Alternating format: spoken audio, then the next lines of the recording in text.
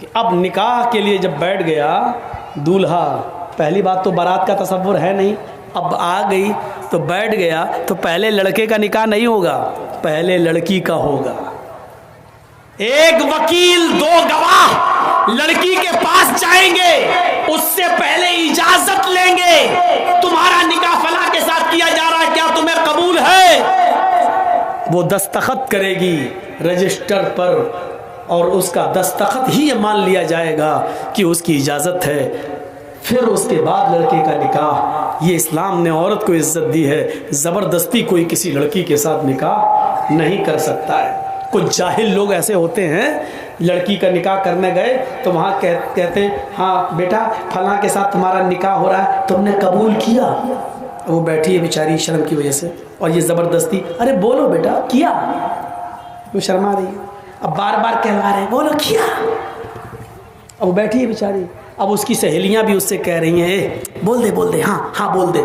अरे जाहिलो, जिंदगी भर जाहिली रहोगे, पागल रहो। जब हदीस में है इज़्नुहा सिमातुहा, उसकी खामोशी ही उसकी इजाजत है, तो क्यों जबरदस्ती उससे कहलवा रहे हो? कुंवारी है, बाकिरा है, गैर शादीशुदा है, उसका जबान से बोलना जरूरी नहीं है। एक बार आप उससे पूछिए कि फला फला के साथ तुम्हारा निकाह किया जा रहा है, क्या तुम उस लड़के के साथ निकाह तुम्हें कबूल है? बस एक बार उससे पूछिए, वो खामोश हो जाती है, वही उसकी इजाजत हो गई। मत पूछवाओ जबरदस्ती, वो खामोश रहती है तो समझ लो कि वो राजी है। शर्मीली होती हैं लड़कियां, नहीं बोलेंगी जल्दी, इसलिए बुलवाओ नहीं जबरदस्ती। वो खामोश है, समझ लो कि उसने इजाजत दे दी, रजिस्टर बढ़ाओ और कह दो कि दस्तखत कर दो। पढ़ी लिखी है तो दस्तखत कर दे, नहीं पढ़ी लिखी है तो अंगूठा लगा दे, हो गया निकाह, उसकी इजाजत हो गई, उसका जबान से कहना जरूरी नहीं है। फिर लड़के के पास आइए और लड़के का निकाह पढ़ाइए। इस्लाम ने ये इजाजत, ये इज्जत दी है लड़की को। लड़के वाले को पैगाम भेजना पड़ेगा लड़की वाले के पास। आजकल तो लुट्टा सो रही है, लड़कियों के माँ बाप पहले ही हाँ ये लड़का अच्छा है, उनके माँ बाप से बात कर रहे हैं, ठीक है भाई मेरी बेटी आपके साथ लड़के के साथ निकाह। लड़कियां वाले आज जा रहे हैं, जबकि लड़की वालों को हक, ठीक है जा रहे हैं, मैं मना नहीं कर रहा हूं, इजाजत है, जा सकते हैं, लेकिन इस्लाम लड़के वालों को हुक्म देता है कि वो लड़की के इससे रिश्ता मांगे, लड़की के माँ बाप के पास जाएं, उनसे लड़की तलब करें। इज़ा खतब इलैकुम मन तरज़ौना दीनहु व खुलक़हु, आए लड़कियों के माँ बाप, लड़कियों वालों, जब तुम्हारे पास किसी लड़के का पैगाम निकाह के लिए आए, तुम्हारी बेटी से शादी के लिए आए, और उस लड़के का अखलाक तुम्हें पसंद हो, उस लड़के की दीनदारी तुम्हें पसंद हो, फज़व्विजू, तो अपनी बेटी का निकाह उस लड़के के साथ कर दो, इनकार मत करो। अगर नमाजी है, रोजदार है, बाअखलाक है, कमाता है, आपकी बेटी को खिलाने पिलाने की ताकत रखता है, बस इतना देख लो, अगर उसकी दीनदारी, उसका अखलाक तुम्हें पसंद आ जाए तो अपनी बेटी का निकाह उसके साथ कर दो। उस दीनदार लड़के का पैगाम ठुकराओ मत, उसको अपने घर से मायूस मत जाने दो, अपनी बेटी का निकाह उस लड़के के साथ कर दो। अगर दीनदार लड़के के साथ तुमने अपनी बेटी का निकाह नहीं किया, इल्लम तफअलूहु तकुन फितनतुन फिल अर्ज़ व फसादुन अरीज़, अगर नमाजी और दीनदार लड़के की आंखों से आंसू बह गए, उसका पैगाम तुमने ठुकरा दिया और लड़की का अपनी बेटी का निकाह उसके साथ नहीं किया और उसके रिश्ते को अगर भगा दिया या नहीं किया, तो जमीन में फितना फैल जाएगा। इल्लम तफअलूहु तकुन फितनतुन फिल अर्ज़, तो जमीन में फितना देखोगे, व फसादुन अरीज़, और लंबा चौड़ा फसाद। आज देख लो तलाकों की कितनी नौबतें हैं, क्योंकि हमने जेंटलमैन देखा है, हीरो देखा है, जमीन और जायदाद वाला देखा है, दीनदार नहीं देखा है। सुप्रीम कोर्ट का बयान है कि सबसे ज्यादा हमारे यहाँ तलाक के केस पेंडिंग में पड़े हुए हैं, तलाक के केस पेंडिंग में पड़े हुए हैं, और तलाक के केस 3 करोड़ की तादाद में है।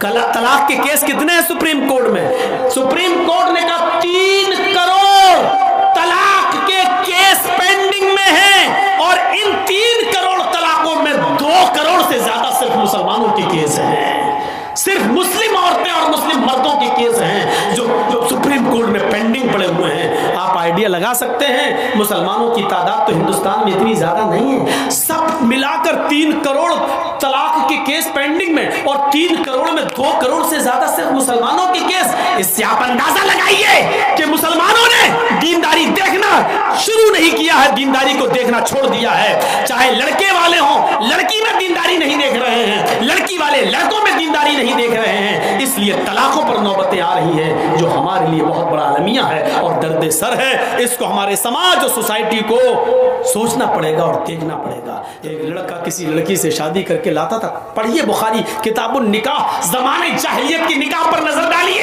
एक लड़का किसी लड़की को निकाह करके लाता था, लेकिन उसके साथ रात सोता नहीं था, जिसको हमारी जबान में बोला जाता है शबे ज़ुफ़ाफ़, नहीं मनाता था, और जिसको हमारी आम भाषा में बोला जाता है सुहाग रात, वो लड़का अपनी बीवी के साथ नहीं मनाता था।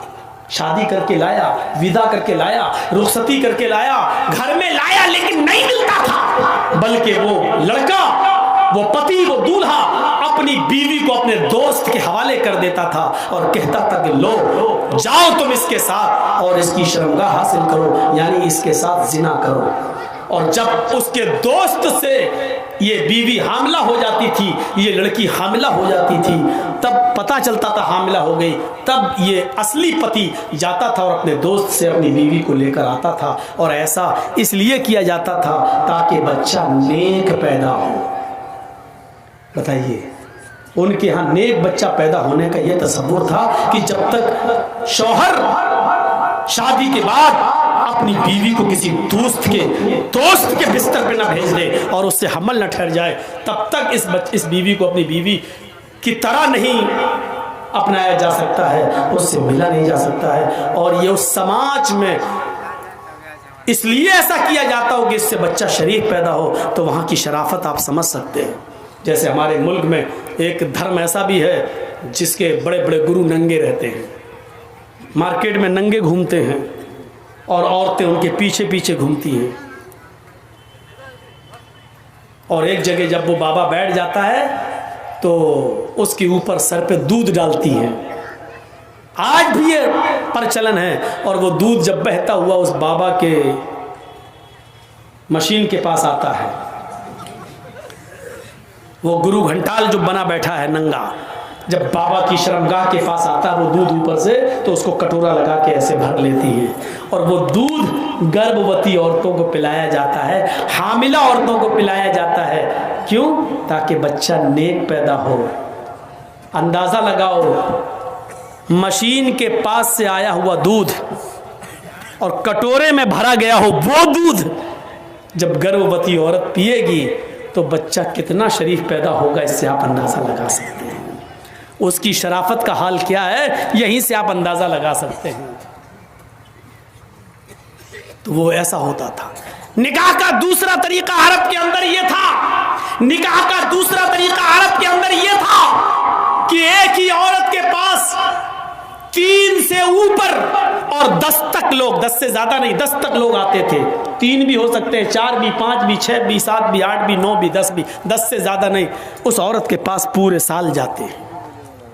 जब बच्चा पैदा होता तो वो उन 10 को, जितने लोग उसके पास आए, वो सबों को बुलाती और कहती कि तुम्हारा मामला तो मालूम है, तुम भी हमारे पास आए, तुम भी हमारे पास आए, तुमने भी हमसे मुलाकात की, तुमने भी हम बिस्तरी की, तुमने भी हमारे जिस्म से खिलवाड़ किया, सब तुम्हें तो मालूम है ना। सब कहते हाँ। मजाल नहीं थी कि ना आए कोई, आना पड़ता था। ये समाज का नियम था, आना पड़ता। जितने लोगों ने उस औरत के साथ जिमा किया, हम बिस्तरी की, जिना के, सब आते। वो औरत कहती अब ये बच्चा पैदा हुआ है, सब खामोश बैठे रहते। उस औरत को इख्तियार होता, वो बच्चा उठाती और उन लोगों में से जितने लोगों ने उसके साथ जिना किया, अपना बच्चा जिसकी गोद में डाल देती। ये उसकी बीवी मान ली जाती, वो उसका पति मान लिया जाता और उसका बच्चा वही मान लिया जाता जिसकी गोद में डाल दिया, ये उसी का बच्चा है। ये शादी का दूसरा तरीका था अरब के अंदर। बस तीसरा तरीका और सुन लो। तीसरा तरीका ये था कि गिनती की कोई तादाद नहीं थी, औरत अपने घर में हरी झंडियां लगा लिया करती थी। हरी झंडी का मतलब पूरे साल जो उनके पास आना चाहे। ये उस इलाके में तवाइफ में शुमार नहीं होती थी, लेकिन काम तवाइफ वाला था। पूरे साल आने वाले किसी आदमी को मना नहीं करती थी। 9 महीने 10 महीने के बाद जब इस औरत की कोख से बच्चा पैदा होता तो जितने लोग इससे मिले सबको बुलाती, और मजाल नहीं कि कोई ना आए, सबको आना पड़ता, सबको लाइन से बिठा देती। खाने काबा जो पहले उनके हाथ में था, वहां कयाफा शनास को बुलाया जाता, वो आता और उससे कहा जाता कि इस बच्चे की शक्ल देखो, इन लोगों में से किससे सबसे ज्यादा मिल रही है। वो देखता, चेक करता, और उतने लोगों में जिस आदमी से उस बच्चे की शक्ल सबसे ज्यादा मिल रही होती, करीब होती, ये उसकी गोद में बच्चा डाल देता और इस औरत को उसके साथ भेज देता। ये शादी का तीसरा तरीका।